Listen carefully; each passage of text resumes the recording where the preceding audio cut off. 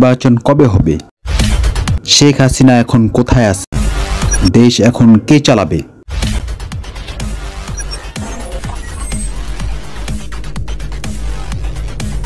আসসালামু আলাইকুম ভিউয়ার, আশা করি আপনারা সকলেই ভালো আছেন। কোটা আন্দোলনটা মূলত গত মাসের মাঝামাঝি সময় থেকে শুরু হয় এবং ধীরে ধীরে আন্দোলন ব্যাপক আকার ধারণ করে। কোটা আন্দোলনকারীদের, ছাত্রছাত্রীদের এবং দেশের আপামর জনসাধারণের একটি বড় দাবি ছিল যাতে কোটা ব্যবস্থাকে 10% মধ্যে নামিয়ে রাখা হয়। সরকার কিন্তু প্রথমে এই ছাত্রছাত্রীদের এই দাবি দেওয়া কিছুতেই মেনে নিতে পারতেছিল না, কিন্তু যখন দেখলো পরবর্তীতে আন্দোলন জোরালো হচ্ছে, আন্দোলন ব্যাপক আকারে ধারণ করছে, অনেক ভাঙচুর হচ্ছে, অনেক অগ্নিসংযোগ হচ্ছে, তখন বাধ্য হয়ে সরকার কোটা ব্যবস্থা 7% মধ্যে নামিয়ে আনে। যেখানে ছাত্রছাত্রীরা 10% দাবি করেছিল, কিন্তু সরকার কিন্তু 7% মধ্যে নামিয়ে আনে এবং সেখানে তারা জেলা কোটা এবং নাতি নাতনিদের, মানে মুক্তিযোদ্ধার যে নাতি নাতনি আছে সেই কোটা কিন্তু একেবারেই উঠিয়ে দেয়। এবং এক্ষেত্রে কিন্তু আমরা 4-5 দিনও আগেও দেখেছি আন্দোলনটা কিন্তু একেবারেই স্থিমিত হয়ে আসছিল, কিন্তু স্থিমিত হয়ে গিয়েছিল বলতে যায়। আর কিন্তু এই সাথে সাথে ছাত্রছাত্রীদের কিন্তু যে 6 সমন্বয়ক ছিল এই কোটা আন্দোলনের, এই 6 সমন্বয়কের এবং অন্যান্য ছাত্রছাত্রীদের একটা বড় ধরনের দাবি ছিল এবং বেশ কিছু, একটা না বেশ কয়েকটা এই দাবি ছিল যে কোটা আন্দোলনের মধ্যে যারা অংশগ্রহণ করেছে তাদেরকে যাতে সকলকে মুক্তি দেওয়া হয় এবং সরকার যাতে আর কাউকে কোনো ধরপাকড় না করে এবং তাদেরকে যাতে কোনো হয়রানি না করে, এবং সাথে সাথে যারা মারা গেছে এই কোটা আন্দোলনের মধ্যে পুলিশ কিংবা পুলিশদের গুলিতে যেসব, কিংবা আওয়ামী লীগের যারা সন্ত্রাসীপন্থী ছিল এই সন্ত্রাসীপন্থীদের গুলিতে যারা মারা গেছে, এই মৃত্যুগুলো যেসব পরিবারের যে অজস্র ক্ষতি হলো, বিপুল পরিমাণে ক্ষতি হলো, এর বিচার যাতে করা হয় এবং তাদেরকে যাতে ছাত্রছাত্রী যারা কোটা আন্দোলনে অংশ নিয়েছে তাদেরকে যাতে কোনো প্রকার হয়রানি না করা হয়। কিন্তু আওয়ামী লীগ সরকার কিন্তু এক্ষেত্রে বড় ধরনের একটি ভুল সিদ্ধান্ত নিয়েছে এবং এর মাসুলটা কিন্তু আজকে তাদেরকে দিতে হলো।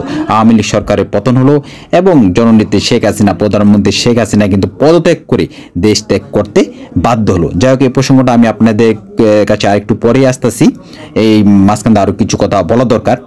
আওয়ামী লীগ সরকার গত 17টি বছর ক্ষমতায় ছিল, কিন্তু তারা এই 17 বছরে কিন্তু তারা অনেক পাকনামি করে এবং অনেক বুদ্ধি খাটিয়ে, আসলে কথাটি এইভাবে বলা ঠিক না, তারপরেও সরল ভাষায় আপনাদেরকে আমি আজকে এই কথাটি বললাম, তারা কিন্তু অনেক পাকনামি করেছে, অনেক বুদ্ধি খাটিয়েছে এবং তারা মনে করেছে যে এই পাকনামি এবং এই বুদ্ধি খাটিয়ে সেই পাকনামিটা এবং সেই বুদ্ধি খাটনরা তারা কিন্তু এই গত 2 দিনও তারা করেছে। তারা কিন্তু সহজ সরল পথে আগায় নেই। এখন আপনারা প্রশ্ন করতে পারেন এই পাকনামিটা কিংবা বুদ্ধি খাটানোটা কি? দেখুন, পাকনামি এবং বুদ্ধি খাটানোটা কি এটা আমি আপনাদের এখানে একটু খুলে দিচ্ছি। গত 17টি বছর যে তারা ক্ষমতায় ছিল অনেক পাকনামি করে, এই যে আন্দোলনটা কিন্তু একবার থেমে গিয়েছিল বলতে গেলে গত 4-5 দিন আগে, কিন্তু তারা যখন ছাত্রছাত্রীদের সেই দাবি দেওয়া উপেক্ষা করে তারা সিসি ফুটেজ দেখেছে, মানে পাকনামি করে করে সিসি ফুটেজ দেখেছে তারা যে আন্দোলনে কারা অংশগ্রহণ করেছে, তাদেরকে আবার পুলিশ দিয়ে রাত্রে বিভিন্ন বাসায় গিয়ে এই আন্দোলনকারীদের ধরেছে, থানার মধ্যে ঢুকিয়েছে, জেলখানার মধ্যে ঢুকিয়েছে। এই যে তারা একটা বড় ধরনের পাকনামি করতে গিয়ে ভুল করলো এবং আপামর জনসাধারণ ছাত্রছাত্রীরা কিন্তু এটা কিন্তু জেনে গেল যে না, এই আন্দোলনে যারা অংশগ্রহণ করেছে তাদের দাবি দেওয়া ছিল তাদেরকে যাতে কোনো হয়রানি না করা হয়, কিন্তু এখানে তারা পাকনামি করতে গিয়ে কী করলো? সহজ সরল পথে আওয়ামী লীগ সরকার হাঁটলো না, আওয়ামী লীগ সরকারের মন্ত্রী এবং এমপিরা সহজ সরল পথে হাঁটলো না, তারা পাকনামি করে তারা ভাবলো যে কারা, মানে আওয়ামী লীগের মন্ত্রী এমপিরা ভেবেছে কাদের এত বড় সাহস যে আমাদের বিরুদ্ধে এরকম রুখে দাঁড়ালো, আমাদের বিরুদ্ধে এত বড় মিছিল মিটিং করলো, তাদেরকে তো শাস্তি দেওয়া দরকার। এই যে তাদের এই পাকনামিটাই কিন্তু তাদের এই ধ্বংসটা ডেকে আনলো। তারা যদি ছাত্রছাত্রীদের ওই দাবিগুলো যদি মেনে নিত যে না, আমরা অর্থাৎ যারা যাই করেছে এই ছাত্রছাত্রীদেরকে আমরা ধরবো না, তাদেরকে আমরা মুক্তি করে দেব এবং তাদেরকে যতটা সম্ভব যারা মারা গেছে তারা তো আর ফিরে আসবে না, সেই ক্ষতিপূরণগুলো আমরা দেওয়ার চেষ্টা করব এবং যারা দায়ী তাদের আমরা বিচার করব, এই সহজ সরল পথে যদি তারা হাঁটতো তাহলে কিন্তু এই যে গত 2 দিন যাবৎ যা হলো এবং সর্বশেষ আওয়ামী লীগ সরকারের পতন হলো, এইটা কিন্তু আর হলো না। দেখুন, আর এখানে কিন্তু আর ইতিহাস থেকে আরেকটি জিনিস কিন্তু শিক্ষা নেওয়ার আছে, খুব বড় ধরনের একটি শিক্ষা নেওয়ার আছে। সেটি হচ্ছে, দেখুন, এই ভাষা আন্দোলন কিংবা ইংরেজ বিরোধী আন্দোলন বলেন কিংবা এরশাদের বিরুদ্ধে যে আন্দোলন বলেন, এখানে কিন্তু দেশের ছাত্র সমাজ এবং দেশের আপামর জনসাধারণ কিন্তু অংশগ্রহণ করেছিল এবং যেখানেই যে ছাত্র সমাজ এবং দেশের আপামর জনসাধারণ অংশগ্রহণ করে ওই আন্দোলনকে কিন্তু কোনো সরকার কোনো শক্তি পারে না আর ঠেকিয়ে রাখতে। এই জিনিসটা কিন্তু আবারও একটা প্রমাণ হয়ে গেল। দেখুন, এই আওয়ামী লীগ সরকারকে গত 17টি বছর তারা ক্ষমতায় ছিল, প্রথম নির্বাচন বাদ দিয়ে, মানে 2009 সালে যে প্রথম নির্বাচনটি হলো, 2005 সালে বিএনপি সরকার নামার পরে 2006 এবং 2007 এই 2 বছর ফখরুদ্দিন সরকার ক্ষমতায় ছিল। তারপর 2007 সালে হয়তো শেষের দিকে কিংবা 2008 সালের শুরুর দিকে যে নির্বাচনটা হলো, আওয়ামী লীগ জয়লাভ করলো। ওই নির্বাচন ছিল একটা সুষ্ঠু নির্বাচন, কিন্তু পরবর্তীতে যতগুলো নির্বাচনই হলো ওগুলো কিন্তু একপেশি নির্বাচন, মানে আওয়ামী লীগ যেখানে পাকনামি করেছে, বুদ্ধি খাটিয়েছে, একতরফা নির্বাচন হয়েছে। আর সেই পাকনামি এবং বুদ্ধি খাটানো তারা ভেবেছিল এবারও করবে, কিন্তু এখানে কিন্তু একটা বড় ধরনের শিক্ষা কিন্তু তারা পেয়ে গেল এবং একটা বড় ধরনের সত্য ফুটে উঠলো। দেখুন, যে কাজটা আওয়ামী লীগ যে কাজটা বিএনপি এবং জামাত ইসলাম গত 17টি বৎসরও পারেনি, বিএনপি, জামাত কিংবা জাতীয় পার্টি যাই বলেন না কেন, কিংবা দেশে যে আরও ছোট ছোট দলগুলো আছে, তারা কিন্তু এই 17 বৎসরের মধ্যে আওয়ামী লীগ সরকারকে ক্ষমতায় নামাতে পারেনি। কিন্তু এখানে একটি শক্তি কথা কিংবা একটি সত্য আবারও প্রমাণিত হয়ে গেল, যেখানে ছাত্র সমাজ এবং দেশের আপামর জনসাধারণ অংশগ্রহণ করবে, সেই আন্দোলনকে কেউ ঠেকিয়ে রাখতে পারবে না। এই সত্যটি বোঝার জন্য আপনারা আর কি 200 বছর, 300 বছর, 500 বছর যেই দিকেই তাকান না কেন, এই সত্যটা কিন্তু প্রতিবাদ হয়ে যায় সুস্পষ্টভাবে।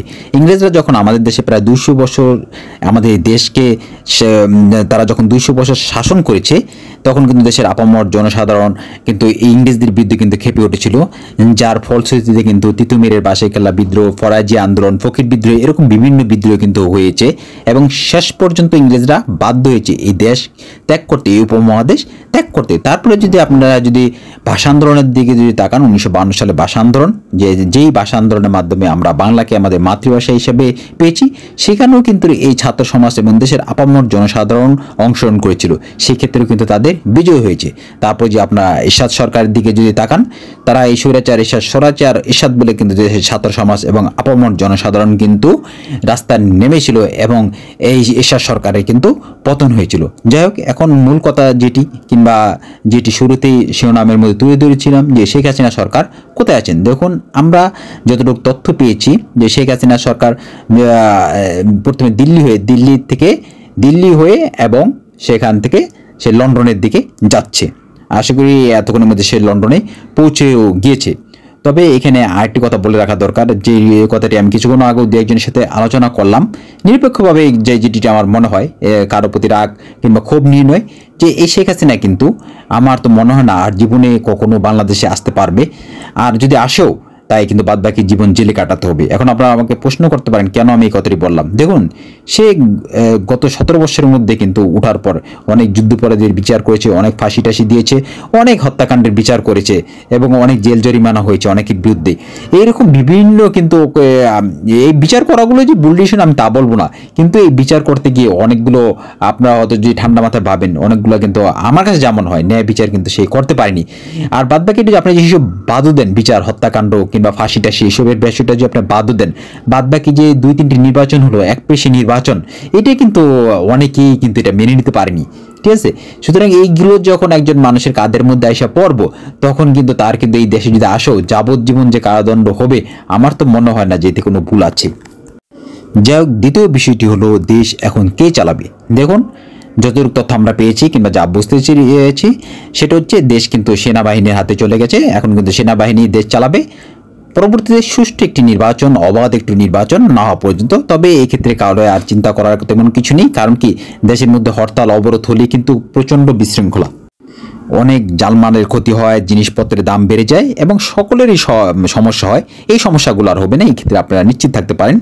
আর সর্বশেষ যে প্রশ্নটি তুলে ধরেছিলাম এই ভিডিও শুরুর দিকে, সেটা হচ্ছে নির্বাচন কবে হবে। দেখুন, এটি নিশ্চিত করে বলা যায় না, নির্বাচন 2 মাস পরে হতে পারে, 3 মাস পরে হতে পারে, 6 মাস পরে হতে পারে। যাই হোক, বর্তমান যে সেনাবাহিনী সরকার, সেটি চাবে সেনাবাহিনীর প্রধান যে দেশটাকে প্রথমে একটা স্বাভাবিক পরিস্থিতির মধ্যে আনা, তারপর সুষ্ঠু একটি নির্বাচন দেওয়া। যাই হোক, আমরা আশা করি এই বিষয়গুলোতে আর তেমন কোনো সমস্যা হবে না, মূল যে বিপদটি ছিল সেটি কেটে গেছে। এদিকে নোয়াখালীর কোম্পানিগঞ্জে আওয়ামী লীগের সাধারণ সম্পাদক ওবায়দুল কাদেরের গ্রামের বাড়িতে অগ্নিসংযোগ ও ভাঙচুর করেছে আন্দোলনকারীরা। বিকেল 5:30টার দিকে উপজেলার বসুরহাট পৌরসভার 1 নম্বর ওয়ার্ডের রাজাপুর গ্রামে এই হামলার ঘটনা ঘটে।